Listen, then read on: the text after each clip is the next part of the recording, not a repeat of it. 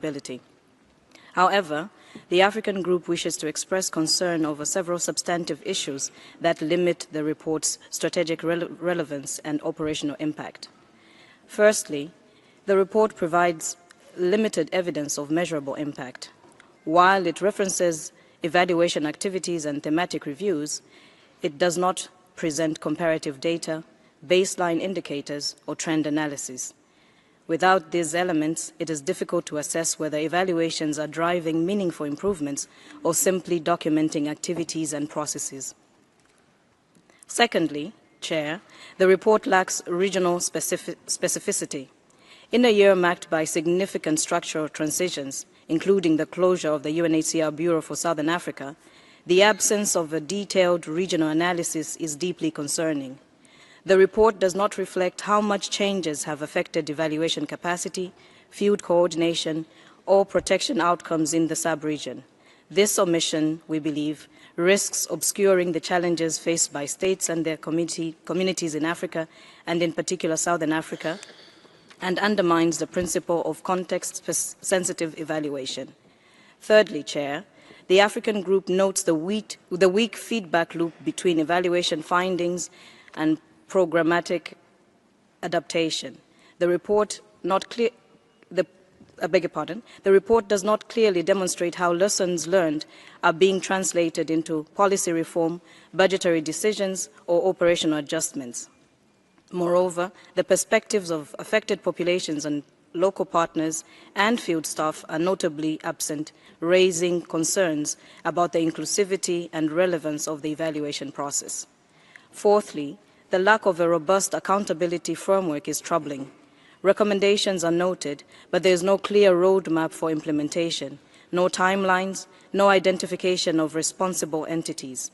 This undermines the credibility of the evaluation function and risks reducing it to a procedural formality rather than a driver of reform.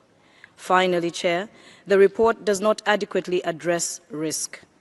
In an increasingly volatile environment, evaluations must anticipate and respond to systemic threats, whether political, financial, or operational. The absence of risk analysis is a missed opportunity to strengthen resilience and preparedness across UNHCR operations. Chairperson, evaluation is not an end in itself, it is a tool for transformation. The African Group urges UNHCR to enhance the strategic depth, regional relevance, and accountability of future evaluation reports. We call on you for greater inclusion of field realities, stronger implementation follow-ups, and a renewed commitment to transparency and impact. This inclusion, we feel, will ensure principled and effective humanitarian action. I thank you for your attention.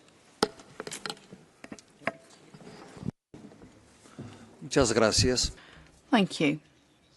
The next speaker is the distinguished representative of Switzerland. You have the floor. Thank you, President.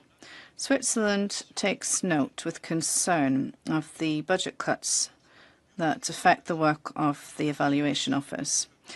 These cuts limit the number of evaluations it's possible to conduct and makes it more necessary than ever to make strategic choices in identifying priorities that must serve as institutional learning and in particular guide the organisation. Similarly, the report underscores the importance of capacity building and decentralised evaluation on the ground and mentions a number of measures to this end, such as providing tools, training and other support. We believe it's essential to establish a practice-based community gathering those that are working in the field and the evaluation office in order to share best practices and support one another. We should observe the effects of these measures and assess the impact on improving the quality of evaluation. In the context of UNHCR, other measures should be considered in order to promote sharing of evaluation services and capacity building for evaluation with national partners. The evaluation on decentralisation is timely when we consider the measures taken during restructuring. How do we take these recommendations into account when we look at the re-centralising of certain roles of the regional officers? And what will the impact of this reduction be on national and regional officers? In spite of strategic orientations, the policy for preventing gender-based violence lacks clarity, and its take-up has been limited. The reasons for this are the exhaustion of staff and the difficulties in funding and a lack of coherence. The application of such measures is often compromised by lack of resources. With the recent cuts, and in light of the finding that the administration does not always give satisfactory follow-up to the findings and recommendations of evaluations, how does the UNHCR intend to pursue the 8 recommendations from the Evaluation Office on this topic? And what about the follow-up for recommendations as to the call centres in the Middle East and North Africa? Evaluations on urgent action and national strategies demonstrate the importance for UNHCR to apply lasting response. The UNHCR must focus on its standard-based role and strengthening of national systems, and focus on direct action on the ground as much as possible by using national systems. Finally, we would like to know how the Evaluation Office will contribute to the thinking process of the UNHCR vis-à-vis the new strategic directions from 2027 to 2032. I thank you. Muchas gracias. Thank you very much. The next speaker is the distinguished speaker from the Russian Federation. Спасибо, председатель. Thank you, Chairman. Всем доброе утро. Good morning to all. We thank the Evaluation Office for the work carried out to improve the quality of programs and activities of the UNHCR. To what extent has the restructuring of the organization had an impact on the Evaluation Office?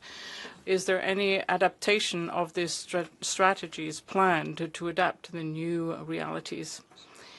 We would ask the UNHCR leadership to comment to what extent the recommendations relating to the evaluation of the reform of decentralization has been carried out, and to what extent these conclusions are being used in the implementation. We note with satisfaction the inclusion of a report on the forecast for the future outlook. We expect that this will allow for a timely integration of prospects in terms of developments for evaluation. And that would include in the context of various reform initiatives. We would be grateful for your views on the way in which the results of evaluation activities are taken into consideration when developing and discussing reforms, in particular within the context of UN80. We would ask the Evaluation Office to consider the possibility of carrying out an analysis of the sustainable management of programs, as well as the reorganization of the UNHCR. And separately, we express our gratitude to the Evaluation Office for the publication of the key indicators of effectiveness. Thank you. Key performance indicators. This clearly improves the accountability and transparency of operations of the evaluation function. Thank you. Muchas gracias. Thank you very much. The next speaker is the distinguished representative of the United Kingdom.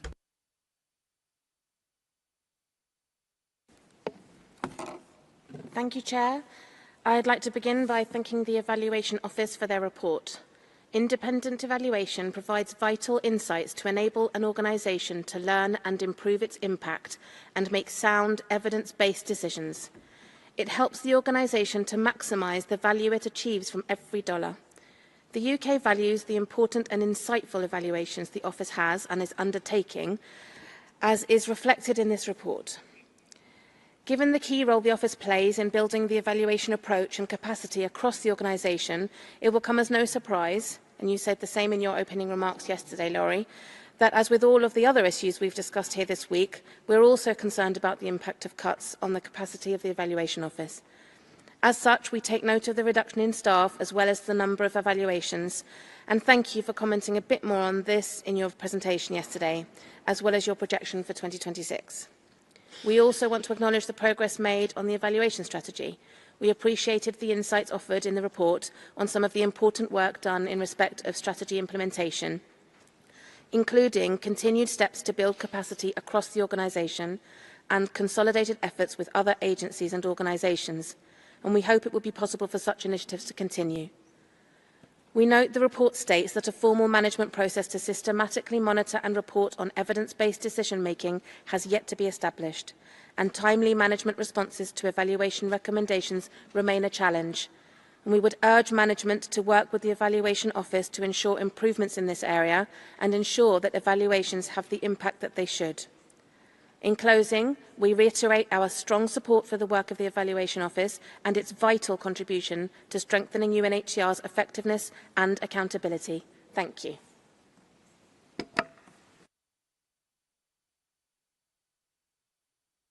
Muchas gracias.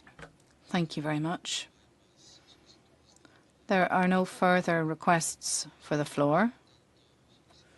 So I would ask Mr. Bell to respond to the comments made by the delegations. You have the floor.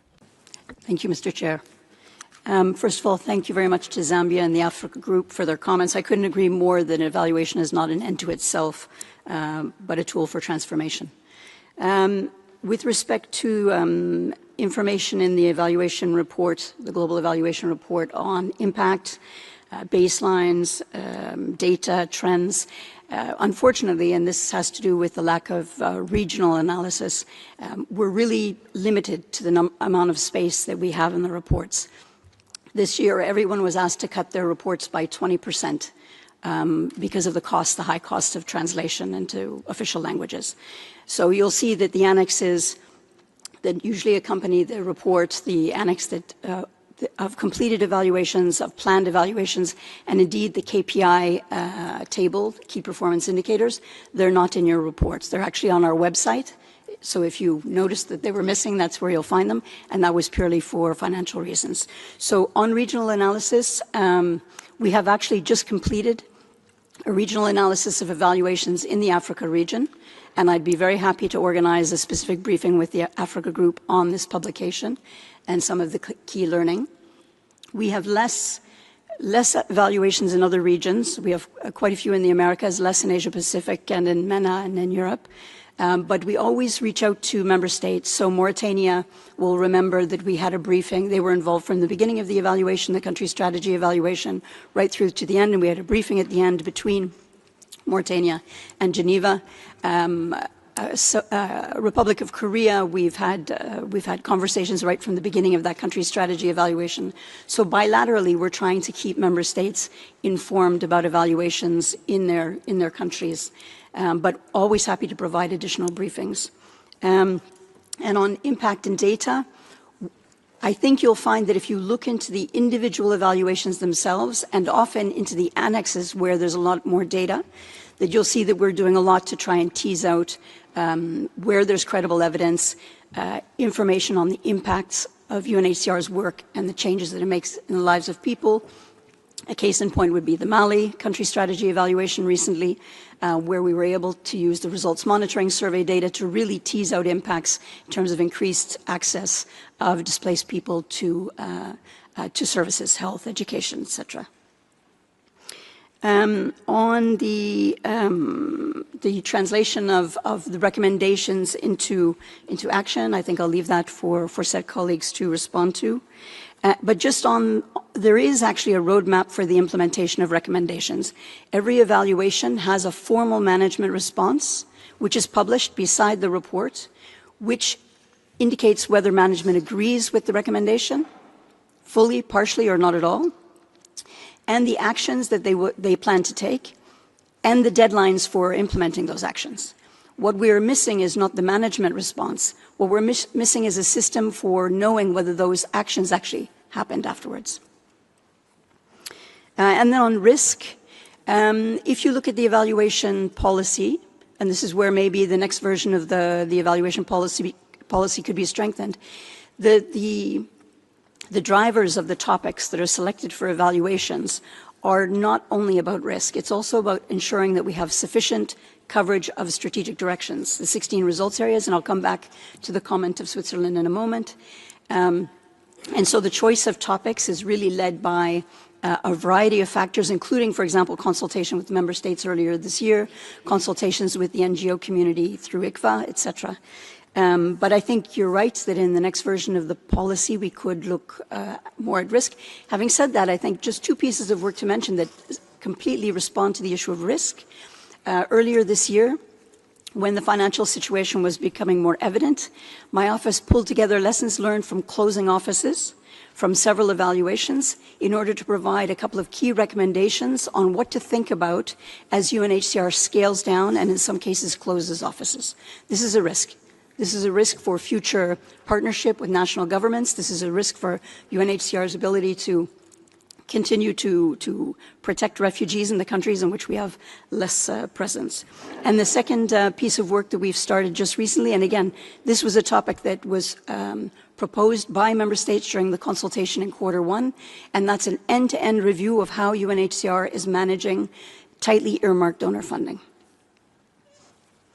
Thank you very much for the comments from Switzerland. Yes, we're concerned also about the budget for the evaluation office. As the report said, we're quite a small team. There are 11 international staff, and we're now down to 8. We've managed to keep, in terms of regional support, we've managed to keep 3 regional senior evaluation officers who each cover 2 regions. So, for example, our colleague who covers Eastern Horn of Africa, Great Lakes, now covers Eastern Horn of Africa, Great Lakes, and Southern Africa. So we're doing our best with less capacity. We have a community of practice. It was set up 2.5 years ago with DSPR because, of course, M&E are very closely linked. So we have a monitoring and evaluation community of practice that exists co-chaired by DSPR and by the evaluation office. And we try to adopt a mentoring approach for all the staff who need to manage evaluations to be able to support and exchange practice between offices. I'll leave, again, the follow-up on the use of the DNR, decentralization and regionalization evaluation recommendations to others and the GBV as well. On the call center evaluation, that evaluation was just finished. The management response is not overdue. It hasn't been submitted yet. But what I can say is one of the reasons that my office was so keenly interested in this evaluation was the link between call centers and feedback loops with refugees and displaced people and UNHCR and other initiatives that are ongoing at the moment, notably the digital gateway. So how are we making digital services available for refugees and displaced persons, stateless persons? How are we creating two-way communication channels? So we're going to do our best to lift some of the key recommendations from the call center evaluation, the multi-country evaluation in MENA, to look at the implications for broad global good practice. On strategic directions, if you look in the work plan, the published work plan, we indeed have a synthesis of evidence across the 16 outcome areas under UNHCR's current strategic directions. And we've already started, we're a little bit delayed, but we've already started that work focusing first on one outcome area 5, which is on child protection. But we'll work through all 16 areas over the coming 9 months with the idea of having a series of papers. For me, one of the key questions that these reviews need to look at is what do our evaluations tell us about relevance of UNHCR's areas of action, going back to what do we need to do more of and what do we need to do less of. With respect to the Russian Federation, thank you very much for your comments. I think I've spoken a little bit to the impact of restructuring. In terms of adapting to new realities, and I mentioned this in my intervention yesterday, The Evaluation Office's budget has been, to some extent, subsidizing decentralized evaluations for project evaluations required by donors. And we will not be able to do that going forward. So in some cases, my budget has topped up funding for decentralized evaluations. My staff, who are primarily responsible for conducting global thematic and strategic emergency evaluations, are spending an enormous amount of time supporting decentralized evaluations. So I think one of the adaptations we need to make is to look at how do we make sure that project evaluations required by donors are fully funded, including the capacity to manage and implement them. And thank you very much for noticing the key indicator table in the report this year. It was a useful exercise for us to keep track over the last couple of years of how performance is evolving across the system. Thank you. Muchas gracias, señora Bell. Thank you very much, Ms. Bell. I offer the floor to Ms. Clements. Chair, and good morning to everybody. Maybe just to follow up on a couple of the balls that the Director of Evaluation sent down to management. First, just to respond to the delegate from Switzerland that I believe the Assistant High Commissioner for Protection mentioned yesterday, the intention in terms of follow-up on the GBV evaluation. There will be a member state brief next month.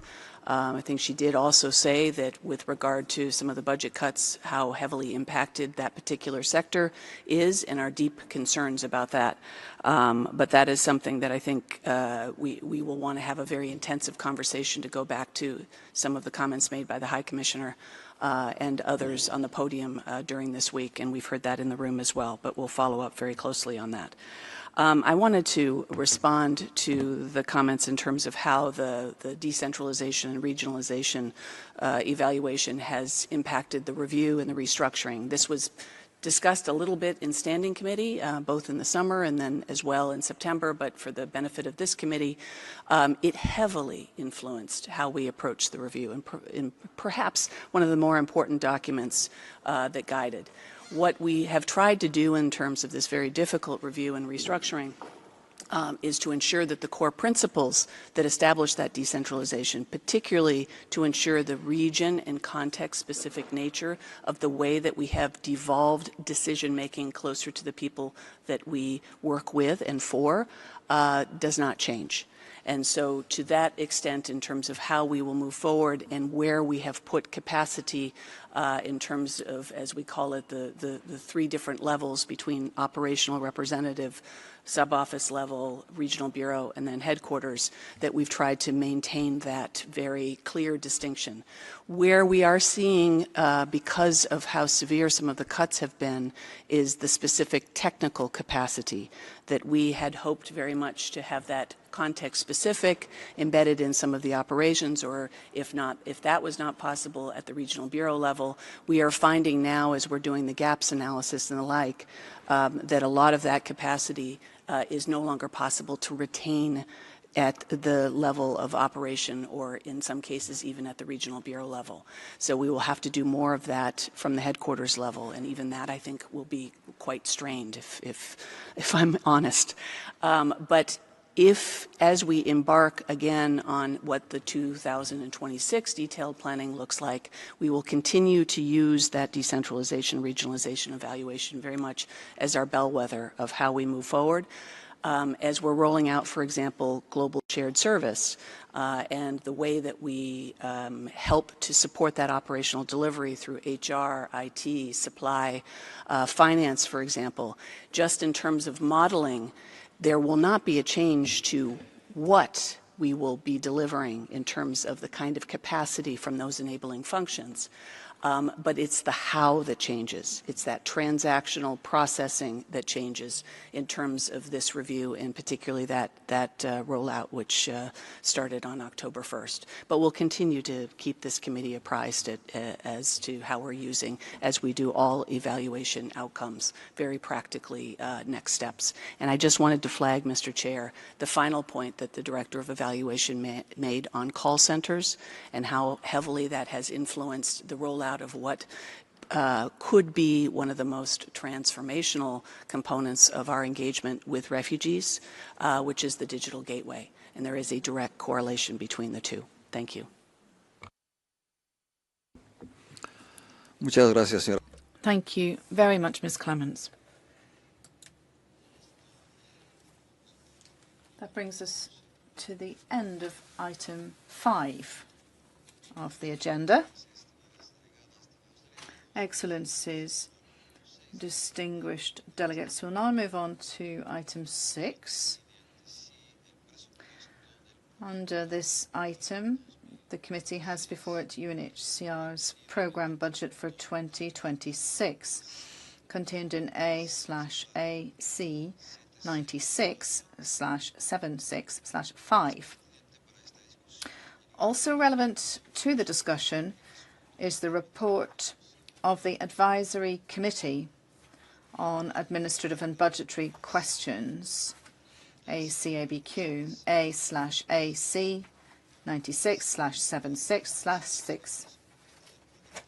I would like to remind delegations that the programme budget was initially reviewed at an informal consultative meeting on the 26th of August, as well as at the 94th meeting of the Standing Committee in September. You also have before you the text of the draft general decision on administrative, financial and programme matters, which was discussed in an informal preparatory consultation on the 5th of September. I would like to welcome to the podium the Chief Financial Officer and Controller in the Division of Resources Management, Mr. Hans Barrit, as well as the Rapporteur of the Executive Committee, Ms. Lisa Advani. As the Deputy High Commissioner already made comments on the Programme Budget 2026 under Agenda Item 4B, we will move straight into the discussion. Therefore, the floor is now open for any delegation wishing to intervene on this agenda item.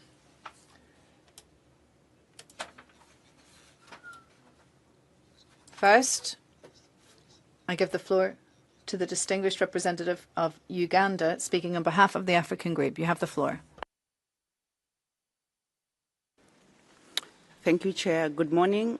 Uganda is honored to deliver the statement on behalf of the African Group. We specifically thank the UNHCR DHC for your eloquent sharing of the update on budget and funding, and also the program budget for 2026. Africa, as a host to over 50 million persons of concern to UNHCR, remains very interested in the budget of the UNHCR, and therefore from the outset supports the adoption of the budget decision of 2026 by consensus. We are, however, concerned that with only 2 months or maybe 3 to the end of the year, only 30% of the budget has been raised, and Africa remains the most underfunded, unfortunately. At this ExCom, therefore, Chair, our statement will focus on the call to all Member States to share the growing burden and responsibility of protecting refugees. The growing budget deficits amidst the growing humanitarian needs defeats the principle of burden and responsibility sharing that is enshrined in the Global Compact of Refugees. The responsibility of assisting and protecting refugees was never envisaged to be for a select few states. It is our collective responsibility. And this is why, out of all UN agencies, we believe the reason why the High Commissioner for Refugees is appointed by the General Assembly and is indeed required to annually report to the General Assembly symbolizes the global duty of his mandate. And we therefore call for all of us to have and support the mandate of the High Commissioner for Refugees. In that vein, the Africa Group is proud of the part that we are playing. The in-kind contribution of land, infrastructure, services and security have an unmeasured monetary value that should remind all our partners that the burden we shoulder is equally heavy and should be shared. That said, we appreciate our partners that remain committed to donating in a timely, predictable and sustainable manner towards easing the burden on the hosting countries. We are even more grateful to the donors that provide an earmarked and flexible funding that has enabled timely response to the most in need. Chair, considering the growing burden on hosting countries amidst the declining funding, we cannot continue business as usual. We must prioritize finding durable solutions. This will require us to address the root causes of forced displacement, silence the guns, and stop fueling conflict, and then show up later as a matter of humanitarian intervention. To the UNHCR, we call for a more efficient way of doing business. We know you're doing your part, but we can do better. Address all the leakages that could result from duplication of services from your multiple partners. The UNHCR should also refocus, make sure the mandate, and ensure savings to spend more on persons of concern than the administrative costs. We also call for a rethink on the human resource model of the UNHCR. The percentage of regular staff vis-à-vis affiliate staff should be revisited and maximize on flexible contracts that will save the organization large sums of money spent on terminal benefits. Whereas the African group appreciates that the UNHCR mandate is delivered indeed through staff personnel, we note with concern that a big percentage of the budget services salaries of UNHCR and its partners. This is unsustainable. We are further concerned that less than 17% of the budget is spent on the actual interventions to persons of concern to the UNHCR, and opportunities that will empower refugees like self-reliance and to become financially independent are left empty. How then will we be able to achieve self-reliance? Turning to the recent staff cuts and closure of some offices amidst the financial crisis, Chair, we appreciate and sympathize with the difficult position that the High Commissioner had to take or was forced to operate in. And we assure you of Africa's commitment to work with you to deliver better amidst the tough conditions. However, of significant concern to the African group is the decision that was taken without prior consultation of the affected member states to close the Regional Bureau of the Southern Africa, effective of 1st October 2025. The Regional Bureau of Southern Africa has always been the least funded, and in our view, its closure would not have significant savings. Going forward, we call upon the UNHCR to provide sufficient support to the multi-country offices in the region to ensure continuity in the work that was being done by the Regional Bureau of the Southern Africa. Finally, Chair, the African group reiterates the call for equitable and burden responsibility sharing in addressing concerns of persons to the UNHCR and reassure the High Commissioner, Mr. Filippo Grandi, of our commitment to support the execution of your mandate. I thank you. Muchas gracias. Thank you very much. The next speaker is the distinguished representative of Zambia. You have the floor.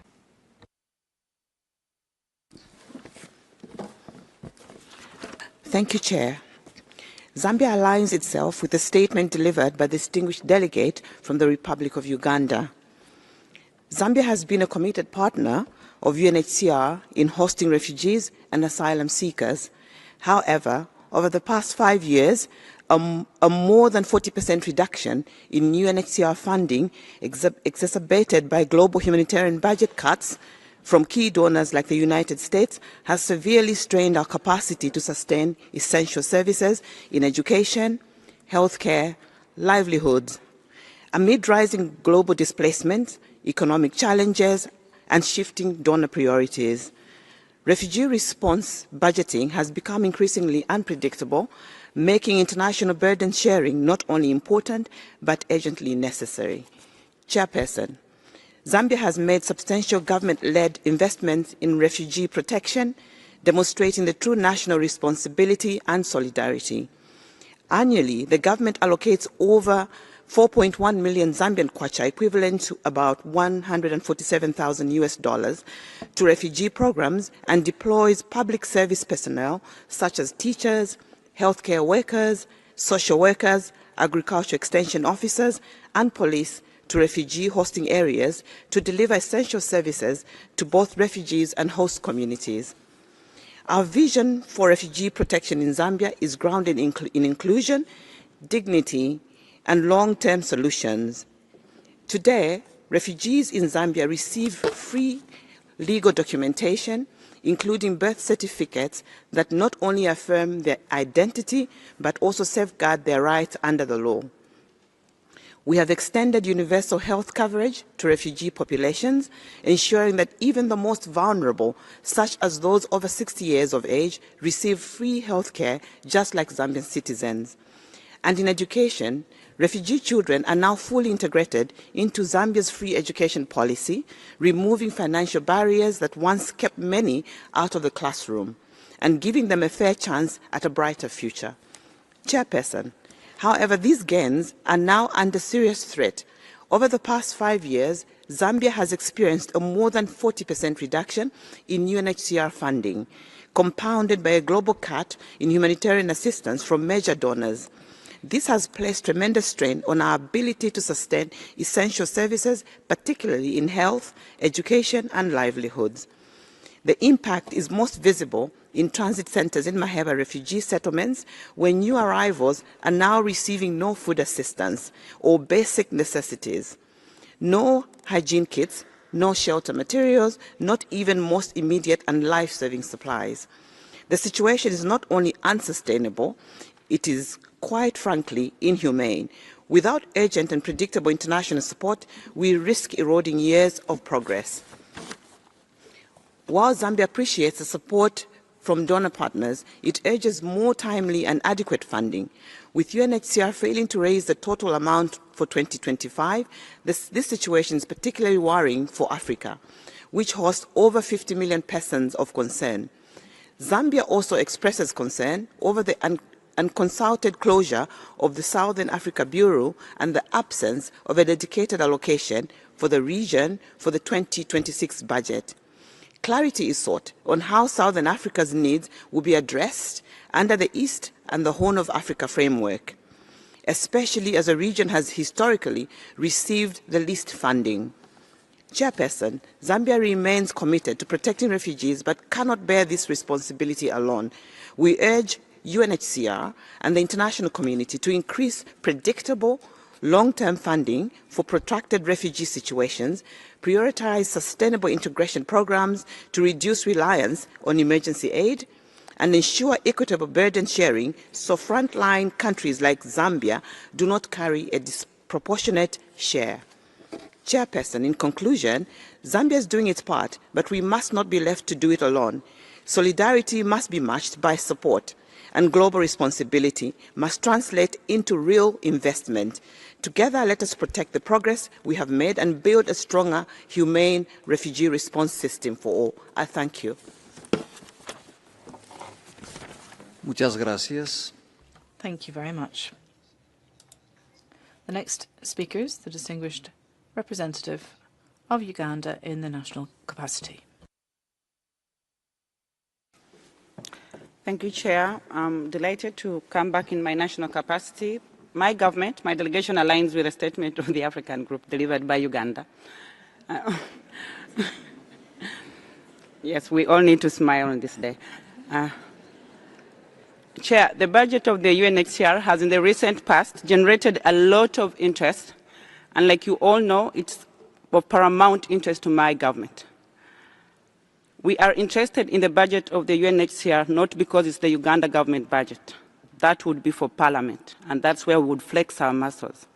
In these streets of multilateralism, where we are allowed to put on our good suits and speak good English and convince each other in the most diplomatic manner to explain what happens in our backyard where not many of you sit, that's what becomes interesting and tough for us. So in this item, we'll focus on two things: to explain why it's important to adopt the decision of the budget by consensus, and why it's important for member states to donate and share the burden through flexible contribution, and why it should be timely and predictable. On the consensus point, the budget of the UNHCR is called a needs-based budget. Needs meaning it's the needs of the refugees to eat, to sleep, to get shelter, to go to school. For us, if we ever have to doubt or question that, would mean to question the needs, to question whether the hosting countries are even delivering those needs.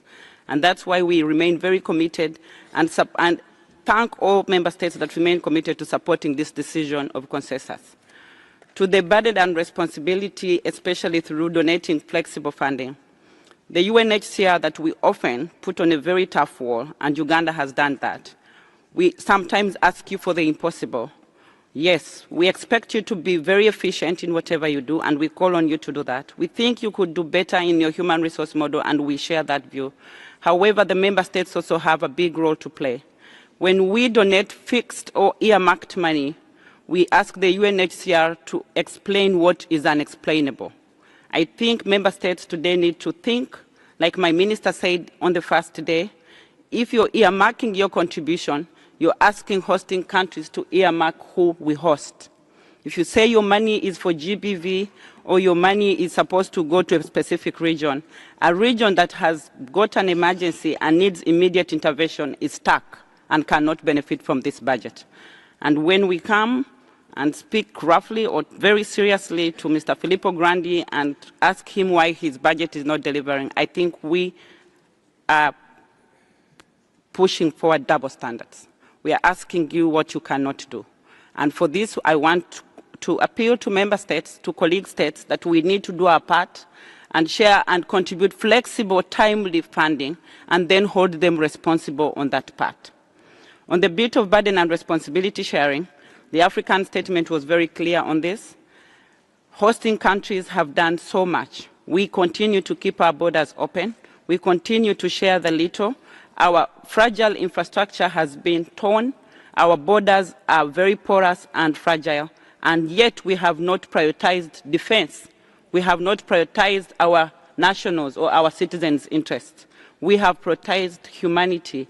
And today we appeal to everyone under this budget item that if we can support the UNHCR budget with flexible and earmarked, predictable and multi-year funding, you will be prioritizing humanity, and humanity feeds into security, and it guarantees your defense. I thank you. Muchas gracias. Thank you very much. The next speaker is the distinguished representative of the USA. You have the floor. Thank you, Chair, and thank you, Deputy High Commissioner, for your presentation, your earlier presentation on the program budget. UNHCR plays a vital role in addressing the growing challenges of global displacement, and it is for this reason the United States supports the adoption of the 2026 budget by consensus. Colleagues, the persistent gap between UNHCR's approved budget and actual income remains, however, a significant concern.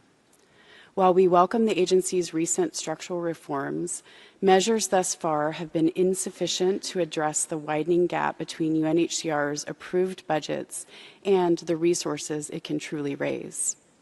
We urge UNHCR to present a 2027 budget that is realistic, achievable, and prioritized. This means clearly identifying and focusing on core mandate activities, particularly life-saving interventions and solutions to displacement, while defining what activities will be scaled back or discontinued. It also requires aligning the budget with realistic resource projections to avoid overpromising and under-delivering. Furthermore, UNHCR must engage donors early in the budget process to build confidence.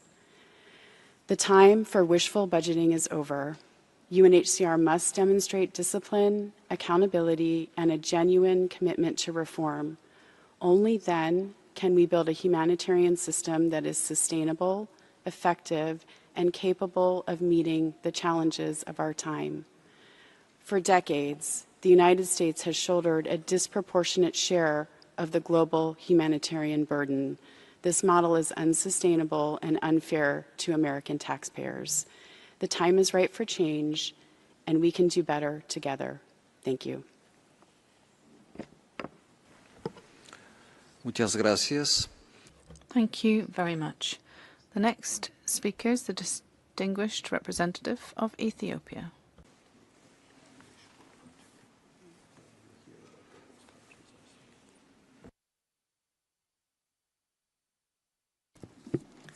Thank you, Chairperson. Ethiopia aligns itself with the statement delivered by Uganda on behalf of the Africa Group. Mr. Chair, Ethiopia reaffirms its firm commitment to the Global Compact on Refugees, grounded in solidarity, responsibility sharing and protection for those forced to flee. Yet the current funding situation falls short of these shared goals, with the resources declining as needs continue to rise.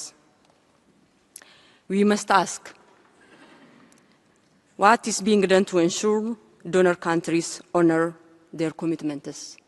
Again, we must ask, how is UNHCR exploring new and innovative funding sources to ease the growing pressure on host countries and host communities? Mr. Chair, funding for Ethiopia has consistently fallen short, with this year marking the lowest coverage in recent years, only 27% compared to 30 to 56% over the past decade. This funding gap has serious humanitarian and protection impacts.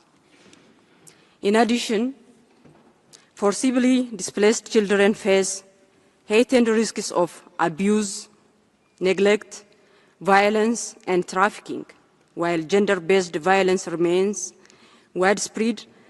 36% of female refugees experience abuse at home, and 40% of respondents justify violence against women and girls. Persons with disabilities, which takes 60% of refugees, lack access to specialized services. Health centers are overcrowded and under-equipped, with shortages of medicines, vaccines, and power. Poor wash services, including only 24% latrine coverage and 14 liters of water per person per day, contribute to malnutrition rates reaching 27%. Education is underfunded, leaving 45% of pre-primary, 58% of primary, and 82% of secondary school age children out of school, with class sizes up to 1 teacher per 120 students.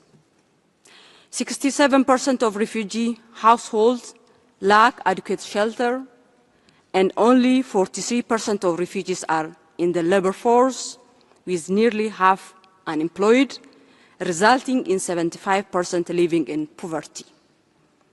Resettlement quotas have dropped to just over 1,000 this year, reducing durable solutions. We have 5,000 refugees want to return home voluntarily that demand adequate return and reintegration support. Access to electricity is low. Only 7% have grid access, 3% off grid, while 90% rely on firewood, driving deforestation and environmental damage. The funding shortage undermines protection, education, health, livelihoods, and the sustainability of refugee and hosting communities. Additionally, our inclusion roadmap, Makatat roadmap, for refugee depends on sustained, multi-year, and multi-partner financing is now at risk due to the unpredictability of available funds. Mr. Chair, Ethiopia calls on all partners to work together to help refugees become more self-reliant. Lasting solutions need better planning, local action, and stronger support from development actors, financial institutions, and the private sector, not only from UNHCR and hosting countries. We must ensure that progress achieved is not reversed because of funding shortages. In conclusion, Ethiopia thanks all partners who continue to give timely, reliable, and flexible support, especially those providing earmarked funds that help us respond quickly to urgent needs. I thank you. Muchas gracias. Thank you very much. The next speaker is the distinguished representative of Denmark. You have the floor.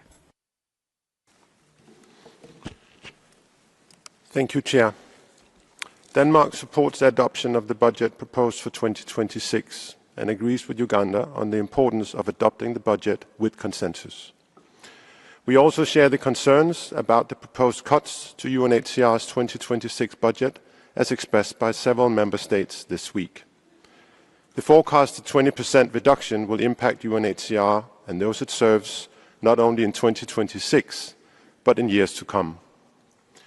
This situation, it is imperative to focus efforts and resources where they matter the most. UNHCR's core protection mandate is unique and cannot be managed by other agencies. We therefore note with appreciation that, despite the forecasted 20% budget cuts for 2026, funding for protection-related outcomes is upheld.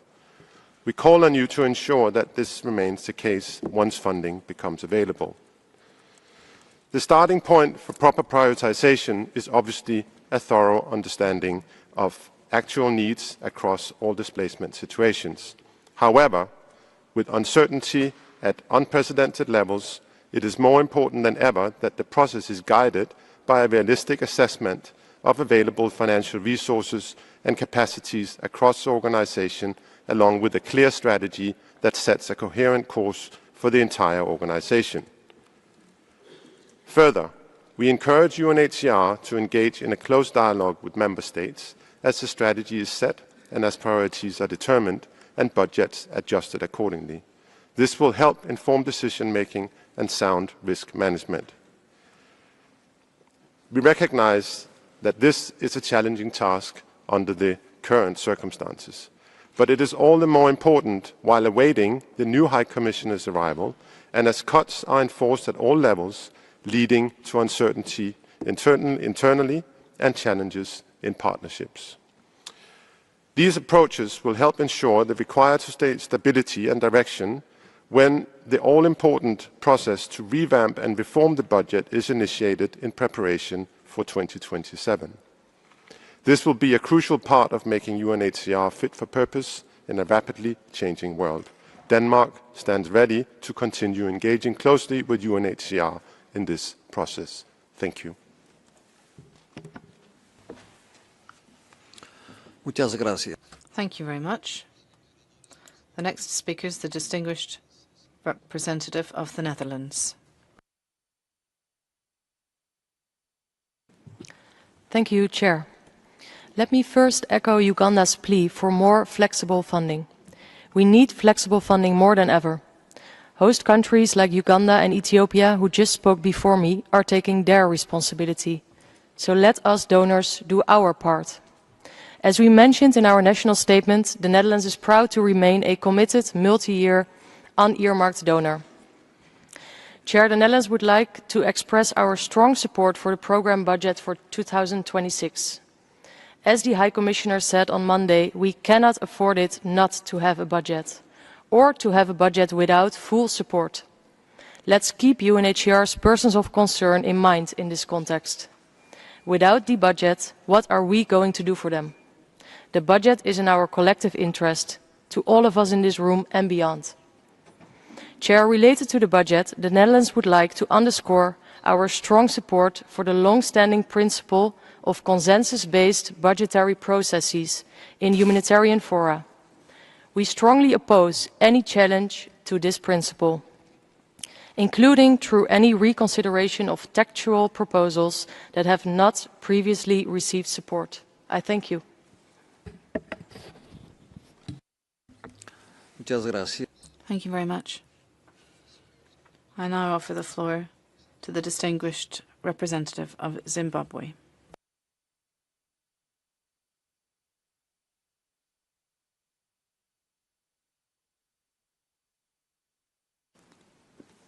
Chairperson, Your Excellencies, High Commissioner Mr. Filippo Grandi, distinguished delegates, thank you for giving Zimbabwe the floor. Zimbabwe aligns with the statement delivered by the distinguished representative of Uganda on behalf of the African Group. Chairperson, We express our appreciation to the UNHCR for preparing the comprehensive report under this agenda item. We take note with deep concern of the shrinking funding space, which has been reductions in budgetary allocations in areas of critical importance to our region. The trend in the UNHCR budget cycles in the last few years has seen a widening gap between humanitarian needs and available funds, and this year's situation is further compounded by the financial crisis that has affected the entire UN system. Chairperson, it is at such a time of severe financial strain that we need alternative ways of mobilizing resources. As a host country negatively affected by the impact of unilateral coercive measures over the years, Zimbabwe has been implementing self-reliance programs with the support of the private sector to build resilience among refugees. Among several other initiatives, the government of Zimbabwe has availed a 175-hectare irrigation scheme benefiting over 470 households at Tongogara Refugee Settlement, and has to date availed over 8,000 metric tons of cereal in response to the call for humanitarian assistance by the United Nations General Secretary. Chairperson, Zimbabwe has and will continue to work with the resources at her disposal in order to meet our international obligations. We appreciate the financial donors who continue to avail an earmarked and a flexible funding to enable UNHCR to respond to emergencies and the crisis situations. We equally call upon the international community to help ease the burden shouldered by hosting states, many of whom are from developing countries. Finally, concerning the implications of the closure of the Regional Bureau for Southern Africa and the downsizing of operations to national offices, Zimbabwe looks forward to working with the UNHCR to ensure continuity in operations and uninterrupted support in refugee protection.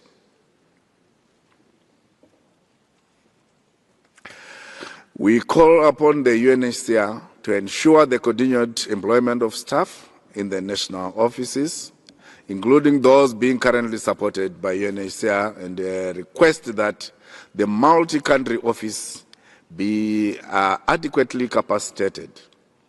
In conclusion, Chairperson, we support the adoption of the program budget report for 2026 by consensus. I thank you.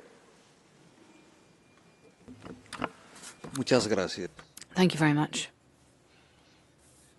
The next speaker is the distinguished representative of Germany. Gracias, señor presidente. Thank you, President. Mr. Chair, we thank UNHCR for its efforts in formulating and presenting the program budget for 2026. No small task given the unprecedented funding crisis faced by the organization and the wider humanitarian system. Germany is deeply concerned about the immense financial strain UNHCR is under. Global needs are rising, yet the funding gap has grown wider than ever. The overall 20% reduction in the program budget for 2026, despite record needs, reflects the extremely difficult choices that had to be made in hyper-prioritizing activities and beneficiaries. These are not just figures on paper. Each cut represents unmet needs and people in urgent need of protection who will ultimately pay the price. Mr. Chair, in these dire circumstances, part of the solution lies in moving forward with strategic reforms that make the humanitarian system leaner, more efficient, and better equipped to deliver for those most in need. Germany has been a strong advocate and partner of such efforts. As the current chair of the OCHA Donor Support Group, we have placed the humanitarian reset at the center of our agenda and are actively contributing to its advancement. In this process, UNHCR must continue to play a central role as one of the key operational actors of the humanitarian system. Mr. Chair, for many years, Germany, together with a handful of other major donors, have carried a large share of humanitarian and UNHCR funding. We have done this out of conviction of our historic responsibility and commitment for the multilateral system and rules-based international order, a commitment that we maintain. But we have long warned that this model is unsustainable. Today, we see the consequences of over-reliance on a small number of donors, many of whom are now facing their own budgetary constraints and are forced to reduce contributions. It is therefore more urgent than ever to broaden and diversify the donor base. Germany calls on all partners with the capacity to do so to step up and share the financial responsibility of meeting the protection needs of millions worldwide. I thank you. Muchas gracias. Thank you very much. The next speaker is the distinguished representative of the Russian Federation. You have the floor. Thank you very much, Chairman. We are grateful to the UNHCR leadership for the draft program budget for 2026 in difficult financial circumstances. We are aware of the importance of the activities of the UNHCR and the need by member states, and express our full support to the program and budget aspects contained in the report. We expect that next year the UNHCR, in close cooperation with member states, will discuss whether the methodology for assessing the financial needs is adequate, and will also provide for consideration various options for calculation and their actual workability in the activities of the UNHCR. We also express a renewal of the discussion on the budget period within the UNHCR. In addition, the Russian Federation has proposed 2 amendments to the draft general decision, and we expect to return to this consideration in greater detail a little later in the agenda. Thank you. Muchas gracias. Thank you very much. The next speaker is the distinguished representative of Kenya. You have the floor. Thank you, Chairperson. Distinguished delegates, we gather amidst a lot of shifts and uncertainty in the multilateral space. If there was a time when collective action ought to be stepped up to address the challenges we collectively face, that time is now. Regrettably, the opposite is the case, and that is a major concern. Amidst the uncertainty and abrupt fiscal alignment, Kenya reiterates that funding humanitarian work is crucial and saves lives. Certainty, predictability, and adequacy remains crucial to ensure continuity of life-saving humanitarian work, as noted by the distinguished representative of Uganda in the African Group statement. In that regard, Kenya supports UNHCR's appeal for an earmarked funding. However, resources available to UNHCR must be utilized prudently. We thank all financial donors who give flexible contribution to UNHCR, and more so those who give the organization an earmarked funding, giving the organization the necessary agility to address emergencies whenever and wherever they occur. The present budget cuts threatens to create new crises. They threaten to prolong protractedness of conflict and to increase displacement. This has a very disproportionate burden on host countries and broader neighborhoods. As noted yesterday in Kenya National Statement, the reduced food rations and the differentiated assistance model for refugees hosted in Kenya have led to protest. We urge the UNHCR to urgently engage with partners, including partners in the development sector, that's a sector on food security and in broader chain to activate livelihoods. We are concerned that the cuts in crucial sectors like education threatens to expose more children and young people to recruitment to armed groups and terrorist organizations, thus amplifying insecurity and creating more displacement. It also robs them of their livelihood and their futures. Cuts to water, health, and sanitation pose possible public health risks. which might affect the wider population beyond the refugees. The funding cap for 2025 stands at a very disturbing 62.9% at a time when humanitarian needs are at an all-time high, with the number of persons projected at 136 million in 2026. It's important to uphold solidarity and collective action to address our common challenges. We would like clarity on the 2026 budget being 2 billion lower, while the needs are projected to be higher. For the Eastern Horn of Africa and the Greater Lakes region, Kenya continues to call for attention to optimal resources of impact area 4 on solutions. We take note of the very modest 2% increment in impact area 4 for 2026. Kenya has affirmed in previous briefings the necessity of ensuring resourcing of solutions. We urge UNHCR to ensure a balanced prioritization of financing solutions across all regions in collaboration with relevant partners to ease pressure on host countries and to facilitate voluntary returns and repatriation. Amidst the steep fiscal cuts, the pivot to sustainable responses must not place extra burden on host countries. We call for their attention and resourcing climate action as applicable to an UNHCR mandate, noting the immense environmental impacts of protracted hosting of refugees in Kenya. Ultimately, addressing the root causes that drive major humanitarian crises is essential, including working on peace. Peace remains a core foundation to prevent most humanitarian situations. In addition, there is no development without peace, and no peace without development. I thank you for your attention. Muchas gracias. Thank you very much. The next speaker is the distinguished representative of New Zealand. You have the floor. Thank you, Chair. New Zealand supports the adoption of the programme budget for 2026 by consensus. Like others, we acknowledge the extremely challenging situation UNHCR is facing due to an underfunded budget. We welcome and encourage UNHCR's focus on prioritising funding to its core work and its efforts to reinforce accountability, as well as its participation in reform efforts under the Humanitarian Reset and UN80. As a committed multi-year and flexible funder, New Zealand encourages others to do the same to ensure life-saving assistance can continue to reach the most vulnerable. We stand ready to support UNHCR on its transition journey and work towards a sustainable budget in 2027. Thank you. Muchas gracias. Thank you very much.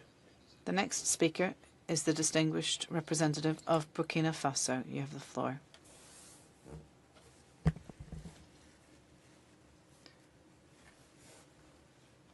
President, my delegation aligns itself with the statement given by Uganda on behalf of the African Group, and in our national capacity would like to raise a few concerns. First, I should like to convey to the High Commissioner all of the gratitude of the government of Burkina Faso for the constant support that the country has received from the UNHCR in implementing its policy for hosting and protection. As we've heard many times over this session, the serious crisis that is gripping the humanitarian sector is affecting our shared organisation and compelling it to make some very difficult choices in terms of restructuring. At this stage, there's no point in demonstrating the negative impact of these budget restrictions on caring for the people affected by the crisis, but also, of course, it goes without saying that this affects the UNHCR staff that continue to feel the impact of these restrictions. I express all the solidarity of my country, Burkina Faso, and my delegation remains particularly concerned at the successive restrictions to the action of UNHCR in 2025 and the announced reductions in 2026, which may jeopardize the operational capacity of the organisation in our country. And yet, a reduction in the operations of the UNHCR could endanger the implementation of the national integration strategy for refugees, which is a roadmap that conveys the commitment of the highest authorities of the country to implement lasting solutions for refugees. President, in cooperating with the UNHCR country office, my country has taken steps to protect IDPs according to the domestication process of the Kampala Convention, and furthermore in implementing the National Action Plan to combat statelessness. These endeavours deserve support to guarantee the implementation of the legal framework and lasting protection for displaced people exposed to vulnerable situations. Continuing support for the UNHCR and looking at the contributions of Burkina Faso is essential in order to ensure that we can curb the flow of displaced populations to neighbouring countries. President, in spite of a difficult security and economic context, Burkina Faso has remained faithful to its international commitments in terms of hosting and international protection. However, in a spirit of solidarity and burden sharing, we would call, on the one hand, for appropriate budget allocation based on the reality on the ground, and furthermore preserving the operational capacity of the UNHCR in Burkina Faso and in other countries within the Sahel. I firmly believe that maintaining a robust operation that is financed by the UNHCR will contribute, but in Burkina Faso and further afield, to the stability of the sub-region, and will also take into account the interconnected humanitarian challenges that we are facing. I thank you. Thank you very much. The next speaker is the distinguished representative of Sudan. You have the floor.